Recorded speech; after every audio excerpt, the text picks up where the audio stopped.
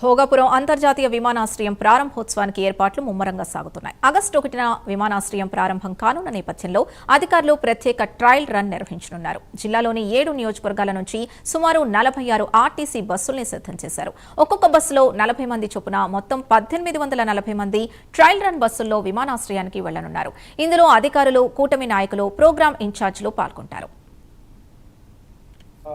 ప్రధాని ప్రోగ్రామ్ ఉంది.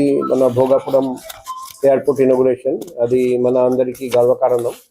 ఆ సందర్భంగా మీ అందరికీ తెలుసు, మన విశాఖపట్నం నగరం నుండి 1465 బస్సులు, మరియు అనకాపల్లి నుండి 500 బస్సులు, మరియు ఏఎస్ఆర్ జిల్లా నుండి 23 బస్సులు, దాదాపు 2000 బస్సులు ఆ రోజు పొద్దున మేదిగా భోగాపురం ఎయిర్పోర్ట్ వెళ్ళడం జరుగుతుంది. సో ఈ సందర్భంగా కొన్ని ప్రజలకు విజ్ఞప్తి చేయడానికి ప్రెస్ మీట్ పెట్టడం జరిగింది. ప్రజలు ఎటువంటి అసౌకర్యం లేకుండా కార్యక్రమానికి చేరుకొని తిరిగి వెళ్ళేలా 3 ప్రధాన రూట్లు మనం ఎన్నిక చేసాము ఈ బస్ వెళ్ళడానికి.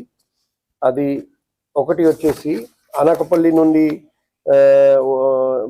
కొన్ని బస్సులు వస్తాయి. ఇంకొకటి వచ్చేసి భీమిలి నియోజకవర్గం వాళ్ళు మధురవాడ, అనంతపురం, తగడపు వలస, రాజపులవ.